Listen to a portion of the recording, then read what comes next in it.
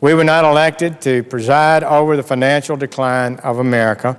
We were not elected to skirt the law. We were not elected to shut down committees, to shut down debate, to cede our constitutional responsibility to secret meetings and closed-door proceedings. We were elected to do our duty, and there is no higher duty than to protect the American people from a clear and present danger. For that reason, I will oppose cloture on today's appropriations bill. I will vote to sustain the budgetary point of order, and I will encourage my colleagues to support my amendment, raising that budget point of order to a threshold of 60 votes.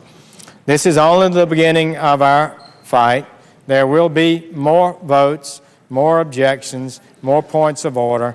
Working with my colleagues, I will give all that I have to help put this country back on a sound, honest, solid financial path. Washington must recognize that America's strength does not lie in the size of our government, but in the scope of our freedoms and in the hearts of our people. The debt we have today is already pulling down our economic growth. Experts tell us we've lost 1% of economic growth because our debt exceeds 90% of our total economy, 90% of GDP. Well, it's 95% of GDP right now. We'll reach 100% of GDP by the end of this year. That alone reduces growth, according to the experts. Secretary of Treasury Geithner said he thought that was an excellent study that found that fact. And what does 1% growth mean? Well, instead of the first quarter having 1.8 or 2% growth, we would have had 3% growth.